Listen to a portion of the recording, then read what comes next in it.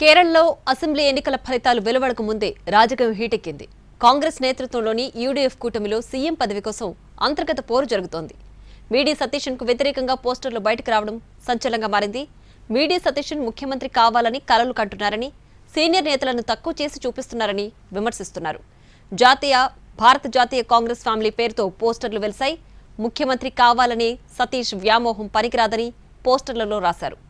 Senior నాయకుడు రమేష్ చెన్నితలను అభాస్పాల్ చేసి పదవి పొందాలనుకోవడం సాధ్యం కాదని ఈ పోస్టర్లలో పేర్కొన్నారు.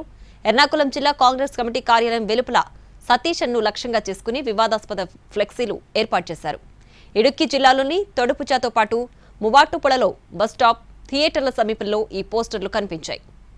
అదే సమయంలో సతీష్ మద్దతుదారులు కూడా స్పందిస్తున్నారు. సైన్యాన్ని నడిపించిన వాడే రాష్ట్రాన్ని ఏలుతాడు అంటూ ఆయనకు మద్దతుగా కొన్ని చోట్ల పోస్టర్లు వేశారు.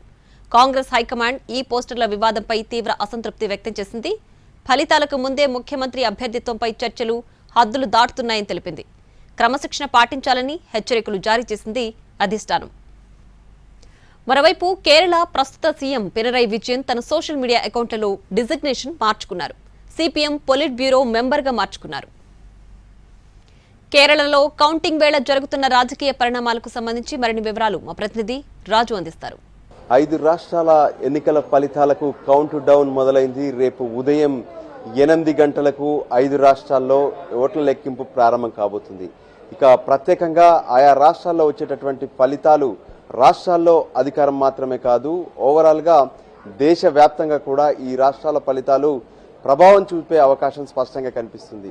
అటు వెస్ట్ బెంగాల్, దాంతోపాటు తమిళనాడు, కేరళ, పుదుచ్చేరి, ఈ అస్సాం రాష్ట్రాలకు సంబంధించినటువంటి ఫలితాలు రాబోతున్నాయి. సో ఫైనల్గా చూస్తే కేరళలో మాత్రం ఈసారి ఏం జరగబోతుంది అంటూ దేశవ్యాప్తంగా కూడా ఆసక్తిగా ఎదురు చూస్తున్నారు. ప్రస్తుతం ఉన్నటువంటి విజయన్ ప్రభుత్వాన్ని మళ్లీ ఏర్పాటు చేస్తారా, లేదంటే యూడీఎఫ్కు అధికారం మరోసారి కట్టబెట్టబోతున్నారనే దాని మీద కూడా పెద్ద ఎత్తున చర్చ జరుగుతుంది. ఎందుకంటే ఎగ్జిట్ పోల్ ఫలితాలు మొత్తం కూడా ప్రత్యేకంగా అటు యూడీఎఫ్కు అనుకూలంగా ఇచ్చినటువంటి పరిస్థితి కనిపించింది. అయినప్పటికీ కూడా ఎల్డీఎఫ్ సైతం ఇంకా ఆశలతోనే ఉంది. ఖచ్చితంగా తమకు మరోసారి అవకాశం కల్పిస్తారు ప్రజలు. ఎందుకంటే గత 2 టర్ముల్లో కూడా ప్రజలకు అవసరమైనటువంటి అభివృద్ధికి సంబంధించినటువంటి అంశాల్లో ఎంతో పెద్ద ఎత్తున కీలక నిర్ణయాలు తీసుకున్నామని చెప్తున్నటువంటి పరిస్థితి కనిపిస్తుంది. ముఖ్యంగా చూస్తే కేరళలో మొత్తం 140 అసెంబ్లీ నియోజకవర్గాలకు ఎన్నిక జరిగింది. సో 140లో అధికారంలోకి రావాలంటే మ్యాజిక్ ఫిగర్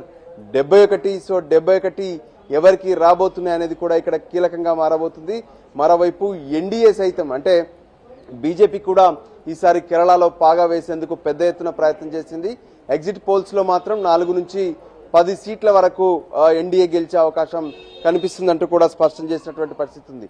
ఎగ్జిట్ పోల్స్ ను కనుక పరిశీలిస్తే దాదాపు అంటే ఏ విధంగానైతే యూడీఎఫ్ కు వైపే ఎక్కువగా ఇక్కడ ఎగ్జిట్ పోల్స్ లో అవకాశాలు కనిపిస్తున్నాయి. ముఖ్యంగా 70 నుంచి 75 సీట్ల వరకు గెలుస్తాయంటూ ఇప్పటికే ఒక సర్వే సంస్థ చెప్తే, మరో సంస్థ మాత్రం ఏకంగా 79 నుంచి 80 సీట్లు గెలిచే అవకాశం ఉందంటూ కూడా చెప్పారు. ఆ రకంగా చూస్తే 42% పైగా యూడీఎఫ్ కు అనుకూలంగా ఒకవైపు ఓట్లు పడ్డాయని చెప్పి అంచనాలు ఉంటే, ఎల్డీఎఫ్ విషయంలో మాత్రం 60 నుంచి 65 సీట్లు అంటే మొత్తం 71 సీట్లు కావాలి, కానీ 60 నుంచి 65 సీట్లు గెలుస్తాయని చెప్పి ఒక సర్వే సంస్థ చెప్తే, మరో సంస్థ మాత్రం 58 నుంచి 68 సీట్లు గెలిచే అవకాశం ఉందంటున్నారు. ఆ విధంగా చూస్తే కూడా 3 నుంచి 4 సీట్లు ఎల్డీఎఫ్ కు తక్కువ పడే అవకాశం కనిపిస్తుంది.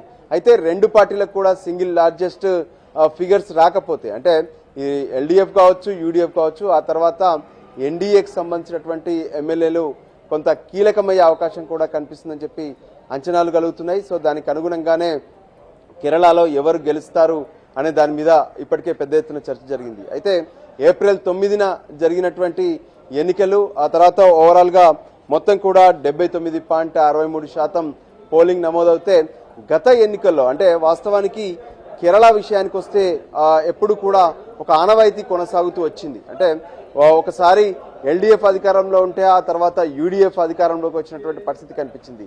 కానీ గత 2021లో జరిగినటువంటి ఎన్నికల్లో మాత్రం ఎల్డీఎఫ్ మరోసారి అధికారంలోకి వచ్చినటువంటి పరిస్థితి కనిపించింది.